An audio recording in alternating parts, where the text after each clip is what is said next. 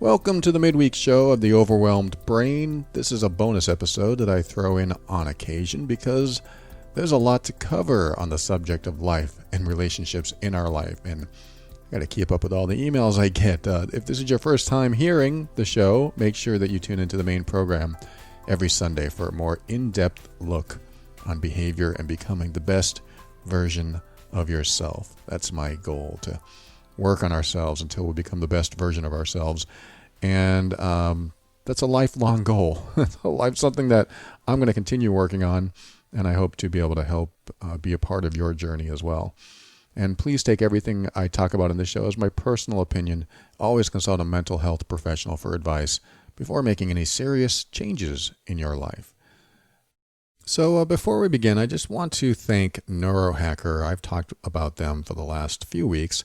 I am on their supplement called Qualia Mind, and it has really helped me beat that brain fog and amplify my willpower and really help me focus and concentrate on things. And it's been especially helpful making these extra episodes throughout these weeks, including episodes I've made for Love and Abuse, my other podcast, loveandabuse.com. And so I am just so grateful that they are sponsoring this episode. And they're coming out with a new product that is in the mail to me that I cannot wait to try out. It is called Qualia Night for optimized sleep. I am so looking forward to that. I don't sleep heavy like a lot of people, so I can't wait to try that. But I'm going to tell you about Neurohacker and Qualia Mind a little bit later. So I'm going to tell you about this person that wrote to me a couple of years back. She said that she was diagnosed with depression and generalized anxiety. It started as early as she can remember. She said it might have been in college, and she didn't see the pattern of depression for many years. But when she finally sought professional help, the psychiatrist showed her records and noticed that she was in every May for the past 7 years with symptoms of depression.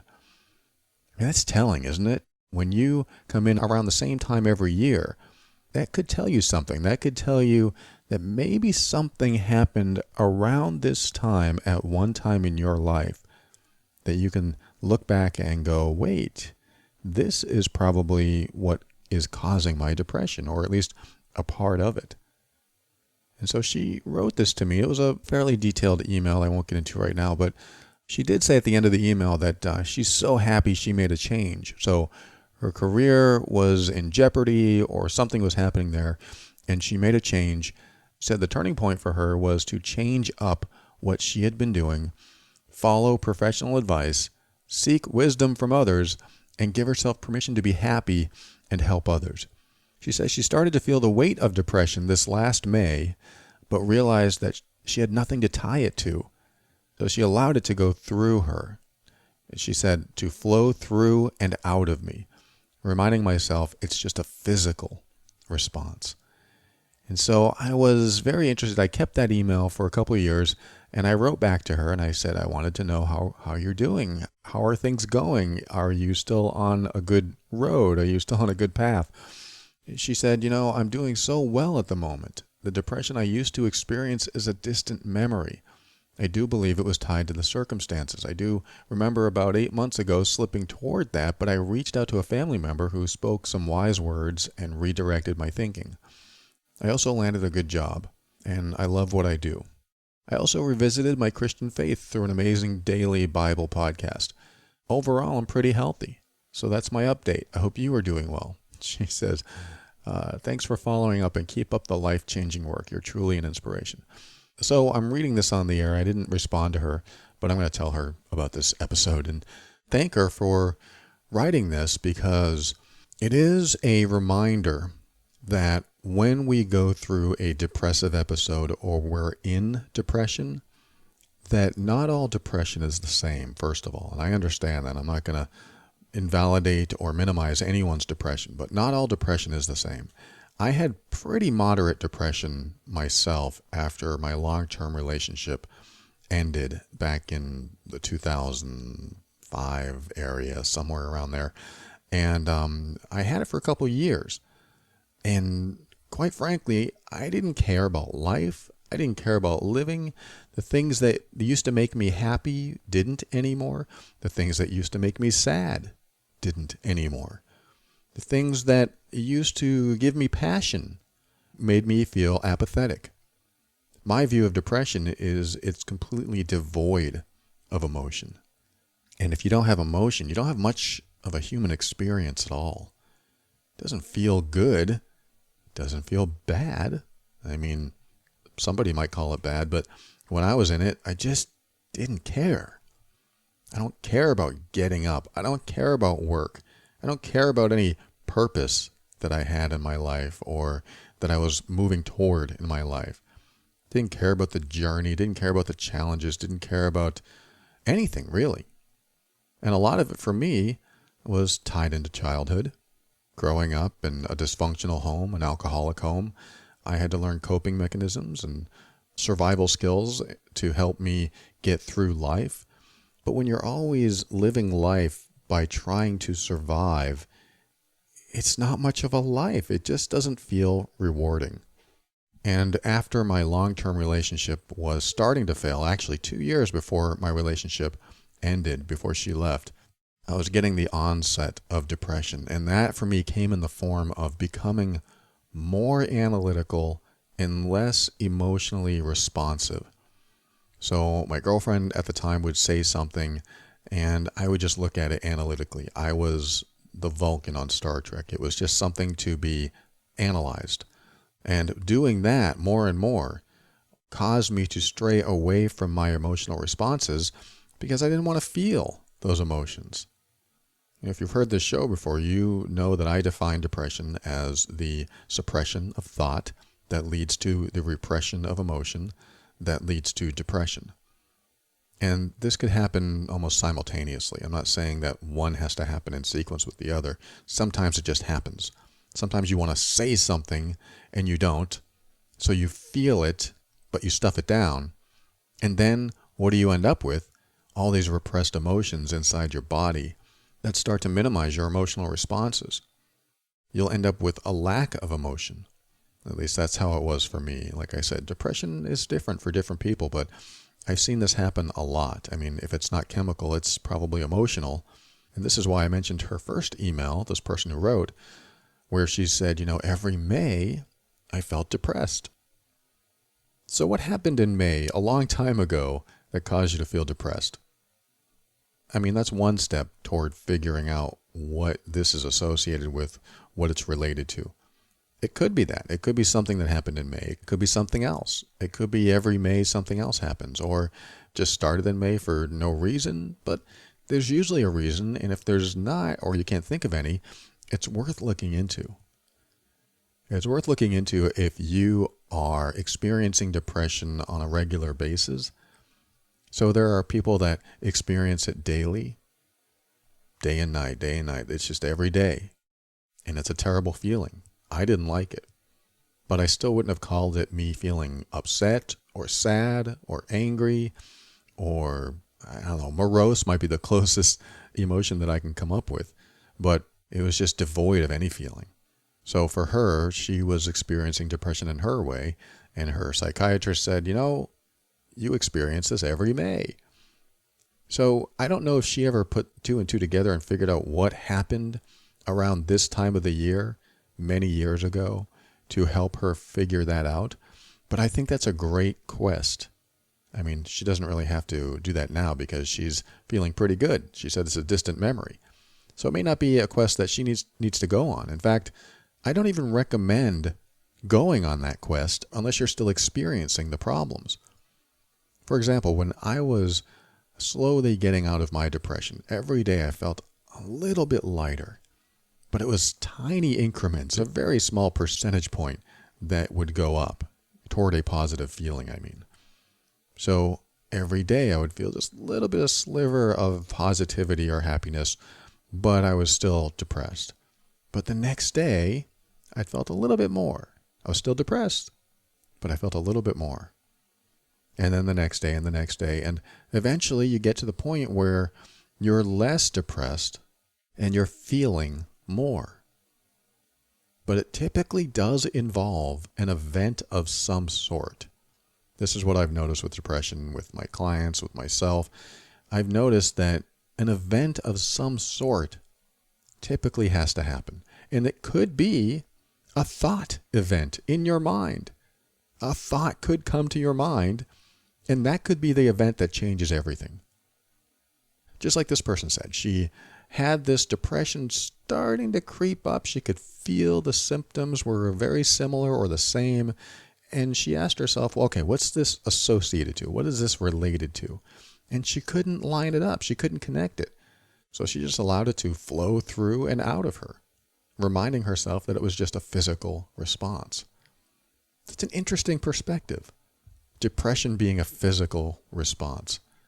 Let me try that on. Let me try that on right now. Being depressed, being a physical response. I don't like that feeling. It certainly feels very gray inside of me. Like my depression used to be a black room. And I was in that black room. And there was no light. It was depressing. It was just a place that didn't invite any positivity whatsoever. It just didn't feel good. It was blah. So I sat in that room a lot. But at least I was able to connect with something. I think that's important, to connect with something during depression, during any bad feelings, or if you're just feeling blah for the day. Connect with it, visualize what it's like, maybe even personify it, make depression something that you can talk to. Hey, what's going on? What's going on down there? What are you about? Why are you here? So if I were to ask my old depression, why are you here? Boy, when I ask that, I suddenly start feeling emotional. I mean, I'm trying it right now in real time. I'm feeling emotional about it. I'm having some sort of reaction to it. So something's there. That doesn't mean it's still there. That doesn't mean I still have depression. It just means there's some part of me that can connect with that question. Why are you there? Why were you there? Could be the question. Why were you there at that time of my life? And I might have answers like, well, my girlfriend broke up with me. But yeah, you were in there before that, though. I'm going to have this conversation with myself, or at least that part of me. You were there before my girlfriend broke up with me. So where did you come from? That's another question you can ask your personified depression. Where did you come from? Well, I think about when I was younger. Again, I'm doing this in real time, so give me a moment. I'm thinking about when my mom, she was always so positive, yet we were so miserable. She was miserable. She hated my stepfather. So why am I depressed about that? Well, something's coming up with that. I'm thinking, my mom really taught us through her actions to accept abusive behavior. And she taught us not to talk back. She taught us not to stand up for ourselves. She taught us not to be confrontational. She taught, at least me, to always be the neutralizer, to always try to keep balance in the chaos. So I became very good at that, yet I spent most of my life not facing challenges. I spent most of my life really hating challenges. I didn't like school. I didn't like confronting people. I didn't like telling people the truth. In fact, I don't know if I was me for most of my life. And so, again, I'm trying this on in real time, and I'm thinking about all this stuff that I learned in childhood from someone who had all the right intentions. She was honestly trying her best. I certainly don't blame her. Because she was in a tough situation. But I did learn from her, and so did my siblings. My brothers and sisters learned how to respond to people and challenges because of her response to the dangerous person in the room, in the house. And we took a lot of these survival skills with us and brought them into our adult relationships. But the problem with that is that we didn't have any resourceful skills to counter those survival skills. All we had were survival skills. And we had to learn some countering skills, or we had to learn to really emphasize the positives instead of focusing on the negatives. So if you are depressed, if you're depressed now or depressed in the past, and you're trying to figure out how to get out of depression, I think it's important to ask that part of yourself, Where did you come from? Why are you there? What is your function here? Because what you're going to hear is that part of yourself responding, maybe with pictures, maybe with sound, someone's voice, maybe with inner dialogue, maybe with the words that you haven't thought of in a long time, or an image of somebody that you haven't thought about in a long time. That maybe when depression comes up for you, or just that blah feeling, you can start to connect the dots and figure out what is the origin of this feeling. I understand there are blah days. You could have 1 or 2 days that can come and you just feel tired or you don't want to do anything. I think that's normal. I think our body needs a reset or a break every now and then. The thing is, if it doesn't get the reset and you're in a constant down state and you just don't feel very good and you certainly can't find happiness or peace within yourself, then I think it's time to explore it.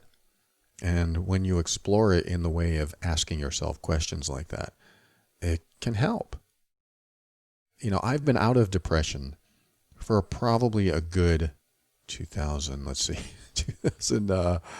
maybe 10, 12 years. No, 13 years. I've been out of depression for about 13 years. But it's interesting what happens, and she mentioned it in her email, is that it sure seems like it could come up if I let it. This is what's important to remember as well, is sometimes we have things that even though we healed from, that if our defenses are down, if we're exhausted, if we didn't get enough sleep, or if we are just overwhelmed, when our defenses are down, some of this stuff can sneak back up. And when it does, we just have to be a good personal guard for ourselves. We jump into that guard mode and go, wait, you are not coming back. No, no, no. I'm not going to do this now. I have dealt with you. I have healed from you. And even if that's not true, even if you haven't healed from it, then it's still important to let whatever it is know who's in control. I'm in control here. You can't do this. Not now.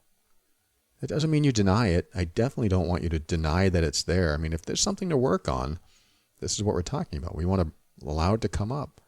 And it would be great if this person who wrote gave us the exact steps. Like, okay, this is exactly how I let it flow through me. These are the specific steps that everyone can take. But I think that's going to be different for everyone. I think it's going to be different. For me, the impetus for me getting out of depression was having a breakdown. Finally admitting how much I hated my stepfather. Was finally crying so many tears that I've held on for so many years. And that's hard to do when you're depressed. It really is. It's hard to get into that state of tears coming out of your eyes and actually feeling emotion when you've been depressed for a period of time. But there is something in there. When you're in that depressed or blah state, and I'm not comparing them, I'm just saying some people listening aren't depressed. Some people just feel blah, and it's not depression.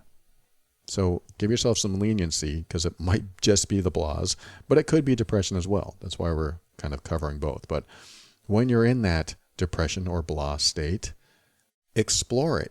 Allow it to come up. Visualize what it could be. Are there any sounds associated with this depression, or at least where it came from? When I think about my depression, the first person that comes up is my mom. And my mom was a positive force in my life. She is a wonderful person. She gave me my positive attitude. She gave me my humor. Well, my dad did too, but my mom gave me a lot of good things. So why would I think about my mom when it comes to depression? Why would she come up if she was so positive in my life? Why wouldn't my stepfather come up? It's interesting. My stepfather was a huge challenge for me and my entire family. But when I think about my depression, I think about my mom. Why is that? Let me tell you about that in a minute. Like I said, Neurohacker sponsored this episode, so I want to take a minute or two to let you know about them. I am on the product called Qualia Mind.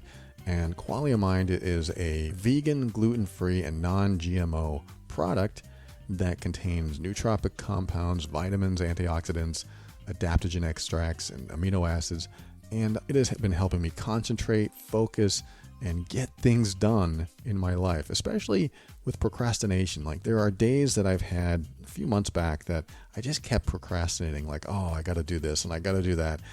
And being on the supplement has really helped me push through these things, but not in a way that felt forced.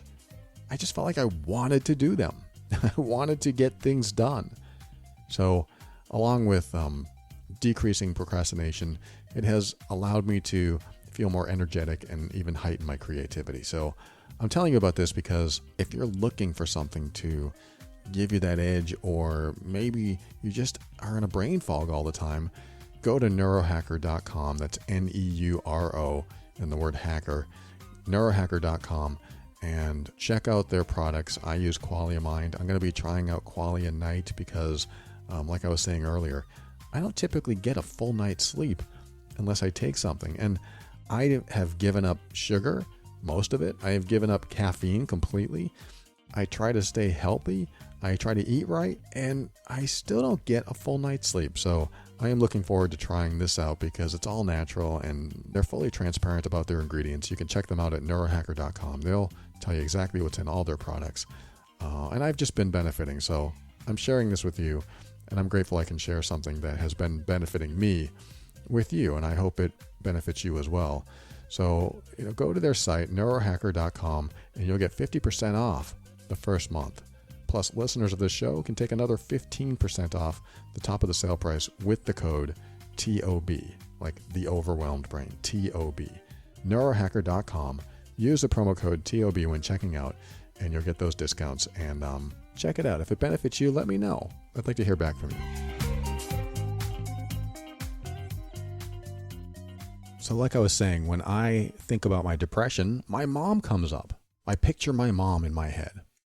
Often what we think our depression or our blah state isn't often what it really is. I've heard from many abuse victims that don't necessarily blame the abuser, but they blame the person who didn't protect them. And blame is not really the right word, but when they think about where they are today mentally and emotionally, and maybe who they're upset at, it's hard for them to admit that they're upset at either another victim of the abuse, like it could be one of their parents that abused them and the other parent is a victim of that abuse as well. It could be that, or it could be someone who didn't step in and protect you, because that happens. And I think that might be in there too. I mean, I'm thinking about myself again. I think that might be in there, even though I have never considered that. I've never considered my mom to be the one to protect me because I knew she couldn't protect herself, let alone us kids. However, she was a buffer in a way that she calmed him down so he wouldn't take it out on us. She had an interesting way of being diplomatic. She was able to calm him down, put him in a calmer state, so that he wasn't abusive toward us. And when I think about that, I feel so grateful. I feel so grateful she had that magic touch. So there's the depression that's rolling around in there. It's somewhere deep down inside that doesn't really show its face, but I know it's in there. I can tell that if it really wanted to, if I really let my guard down and let it happen, it would happen. Haven't felt it in many, many years, but I know I could let it happen. So I have to be diligent. I have to be my own personal guard. And I literally say this, oh no. I say, no way. You are never coming back in my life. I don't want you in my life. That doesn't mean I invalidate what's there. It just means I don't want that feeling. I don't want that feeling. It's not coming back because that part of me is still a part of me. I don't want to invalidate it. I don't want to make it feel any less equal than it is to me because it's a part of me. It's like an alter ego, but it's not. It's just a part of me. Just like everything you've experienced is a part of you. And so I believe it's coming to an acceptance of all the parts of you. Not that you're a multiple personality or dissociative disorder, whatever it is. It's not that. It's just that sometimes we think in certain perceptions. You might think one day that you're pretty smart. And then the next day you think you're pretty dumb. And when that happens, those are two parts of you that really are probably all you, and they're not really a part of you. But I think it can help to treat some things that happen as a part of you so that you can talk to it, so that you can be connected to it. Because I think about that part of me that was depressed, and if I ever have the feelings of depression or the blahs come up, I will stop what I'm doing because I need to connect with it. So that's the first step, I think, is to stop what you're doing and connect with it. Sometimes that'll be hard. Sometimes you'll be in the middle of something, but make time later if you're in the middle of something, because it's important that you catch it while it's happening, or at least as close as you can. Because what is depression? It's something we repress. And if we're in the middle of something, guess what we're going to do with it? We're going to repress it. We're going to put it back. Oh, in the middle of something, I'll deal with that later. It passes, and then where is it later? We can't connect to it again. So it is helpful to try to catch it in the moment. I'm in the middle of something, but you know what? I'm going to take a break. I'm going to go to the bathroom. Do it in the bathroom. Wherever is convenient for you. Or that could be inconvenient, but whatever availability you have. So, okay, I'm going to catch it. I'm going to notice it. Then I'm going to ask questions. Hey, what's going on? Where did you come from? What are you doing here? Why are you coming up now? So again, this is something that if you're not dealing with it all the time and it just comes up on occasion, you can ask it that. Where did you come from? Why are you here? And what are you doing here now? But you ask it in a nice way, almost like it's a small child. Almost as if it's somebody you really care about, you really love. Hey, what are you doing here? What's going on? Really connect with it. Really be that comforting voice that maybe you needed as a child. That can be a big step toward getting through this or having it flow through you, or just recognizing it because maybe it's not ready to be resolved yet. Maybe it still needs to be in there. And then a next step, and I'm not really making these in sequential order, I'm just kind of talking as we go here, but another step is to ask yourself if there's an event in your past that could have caused this. You may come up with something right away, or it may take a little while. Maybe you've experienced it what you believe to be all your life. For the person who wrote the email, what happened a long time ago around May?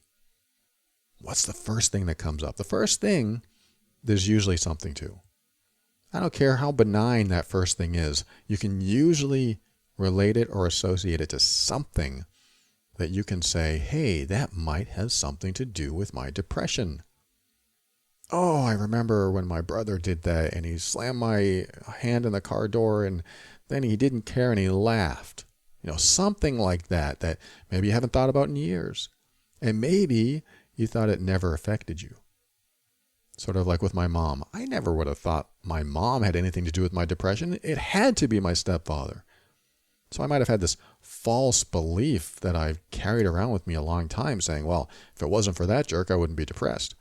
If it wasn't for him drinking, I wouldn't have this problem with other people drinking, which might be true. But if it wasn't for his behavior, I wouldn't have this depression today. I could blame it on that, but maybe I learned how to be depressed by repressing what I really felt all my life, which I learned from my mom.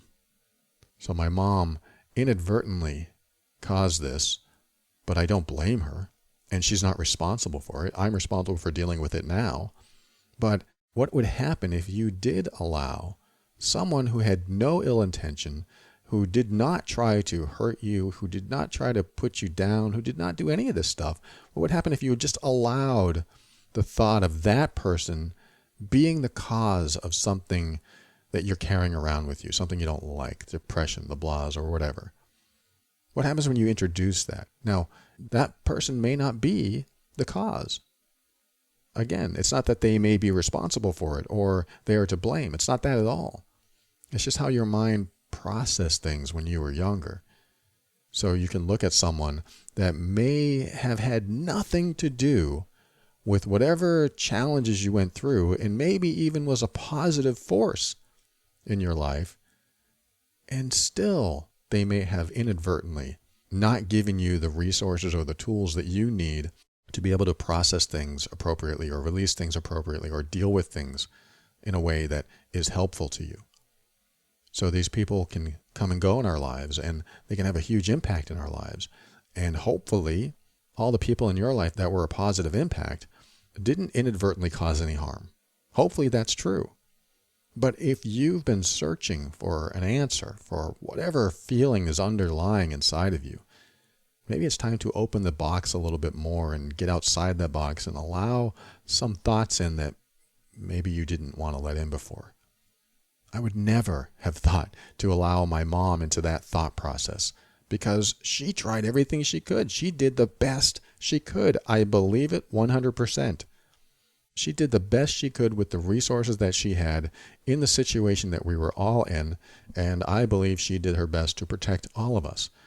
So it was all saintly. At the same time, my brain tells me that she had something to do with my inability to cope, because she had an inability to deal with a situation in a way that might have been more helpful to her and to the family. And it's difficult to say that without sounding like I'm blaming her for anything, because I really believe she did the best she could. And sometimes people will be in our lives and they're doing the best they can and there's nothing they did wrong. It was just they didn't have the right mindset, or they didn't have the tools themselves, or they weren't passed down. So there's really nothing that they could have done differently. It's just that now, when we're growing up, we have to figure out how to deal with challenges that we were never taught how to deal with. And so what do? We have to learn them fresh. We have to learn them new. We have to face our fears. That's one of the things I had to do, is face my fear of honoring myself. My mom never honored herself, so I had this fear of honoring myself, because when you honor yourself, you could get yelled at. Somebody might leave you. Somebody might hurt you. And if that happens, what then? No more love, no more connection, no more family. All these beliefs that we create that we believe are going to happen. So we allow bad behavior in our lives because we're not confronting our fears by confronting other people. We're not honoring ourselves by saying, hey, look, I don't accept that behavior. Will you please back off? Maybe not those words, but if we don't stand up for ourselves and we didn't grow up with somebody who taught us how to stand up for ourselves, we have to learn that fresh. We have to learn that as a new skill. You have to learn new skills. And, this is what I've been talking about on this show for the last 7 years. There are some things that we have to do for the first time. We have to do this for the first time, which is why I came up with the question, if there are absolutely no consequences, what would I do or say then? So I'm about to say something to someone, and I ask myself the question, if there were no consequences to what I was about to do or say, what would I do or say? What would I say? And I'll come up with the right answer. I'll come up with the truth. So I really want to tell this person, hey, look, you know what? You've been showing up in this way, and I don't like it. I find it disrespectful, and I think you're being a jerk. So I'd like you to please stop that behavior. That would be my truth that comes up. Now, when I was not so prepared and I didn't have the tools and resources I needed to be able to face challenges in my life, my thought would be instead, I can't say anything. I don't want to say anything. I'm too scared to say anything. If I say something, they might yell at me. They might fire me. They might hit me. I don't know. So why risk it? That is what I learned from childhood. That is what many people have learned in childhood. Why risk it? It's too risky. Either we're taught that or we absorb it through our caretakers' behaviors. So we move on through life with these skill sets that may not be good enough. So we have to start creating new ones. And for me, it was scary. I think for many people, it is scary to be able to look at something and say, wow, I've never done that before. I'm going to do it. I'm going to do it right now. I'm going to take that chance. I'm going to take the challenge. I'm going to confront it. I have to. I've never done it before. And if I don't do it, whatever's happening is going to continue happening. And I don't want that in my life. So coming back to this person's email, I want to thank her for writing and letting me know how well things are going for you. She said her son gave her words of wisdom, and I started to talk about perceptions and how your perception of what's happening can go through a lot of changes, because sometimes we carry around the same perception year after year after year. Like I carried around the perception that my stepfather was a dangerous man to me. I mean, to other people too, but personally, he was dangerous to me. And if I ever defied him, it would be bad. It'd be very bad news. Yet, I never defined what danger was. I never really defined how bad it could be and what that meant. Like, what behaviors would he do that would make it bad for me? And I just made up in my mind that he was a bad, dangerous man. And so I kept that belief for many years, right up until my 40s, when I finally had to confront him and say, sorry, you can't come in this house. My mom doesn't want to see you. Very hard to do. Very first time I stood up to him, but I had to do it for the first time. I told that story before. That's why I'm not expanding on it now. But he showed up at the door at my mom's house, and he wasn't invited. And I said, sorry, you can't come in. You're not allowed here, or something like that. And he just shrugged his shoulders and walked away. And I thought, what the heck? What the heck just happened? I really thought he was going to hit me. But he didn't show any signs of hitting me. He showed no signs of anything dangerous at all to me.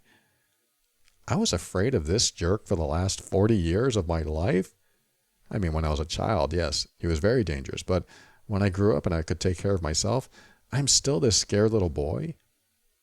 I don't want to be that scared little boy anymore. I don't want to carry that around with me. So what do? I talk to that part of me. Hey, you know what? I'll take care of it. I got this. That's what I would tell him. I got this. I would tell my inner child that. I got this. Don't worry. I'll take care of this. And I did. I just stood up for myself. First time ever with this guy. And it changed my life. It was a pivotal moment in my life. And I didn't have to repress anything. Because that's what happens. Is we have these moments, these challenges that come up that we can either express or repress. And I chose to express. And that changed a lot. That changed everything. So coming back to depression, if you really want to stay out of that, start expressing yourself. This is like step 3 or 4. Start expressing yourself. That doesn't mean you express yourself with the most dangerous people in the world. You do have to pick your battles wisely. You do have to realize when there are people that you have to avoid, because some people are dangerous. So we don't want to express ourselves too much with them. But we do want to express ourselves in other ways. We want to stand up for ourselves. We want to make sure that we are not letting other people get under our skin. And if they are, and if we can't handle it, we have to get away from them, or we have to tell them to stop. Hey, look, you know what? You're starting to get under my skin. You're disrespecting me, and I don't like it. So could you please stop? And if they say no, then you know where you stand in their eyes. If they don't mind making you upset, if they don't mind causing you emotional harm like that, then they may not be the best people to be around. You might have to do something about that. Or you might have to stand up even firmer. Again, this is a battle that you have to choose wisely. But I do know that when I started standing up for myself, when I started honoring myself, my life changed. And I was so much farther than depression than I ever was in that moment. Because I can look back at that right now and say, damn, I'm proud of myself for doing that. And I can also feel that little boy that comes up and says, I hope it never happens again. I hope I never have to face that situation again. But if I do, if he comes back into my life, if he's around when I go visit family, then I'm going to be the personal guard I was then and be the protector I need to be for me and anyone I love. Because I did it the first time. I proved to myself that I could get through it, and I lived to tell about it. And I never, ever want to feel that depressed feeling again. And so what do? You have to do things opposite that you used to do that would make you feel depressed. If you used to hold back and not tell anyone how you felt, maybe it's time to do the opposite. If you always let people walk all over you, maybe it's time to do the opposite of that. I'm not saying you walk over others. I'm just saying you make sure people don't walk all over you. You might have to do that. Whatever caused the depression to happen, if you start doing the opposite, it usually starts to reverse it. I know this is complex. I know some people need medications. I know some of it's chemical. I'm just giving you one path, one door to walk through if you choose to do so, if it helps you. It's worth trying. And the last step, if I may call it that, is as you start seeing a glimmer of positivity in your life, don't beat yourself up if it doesn't stay.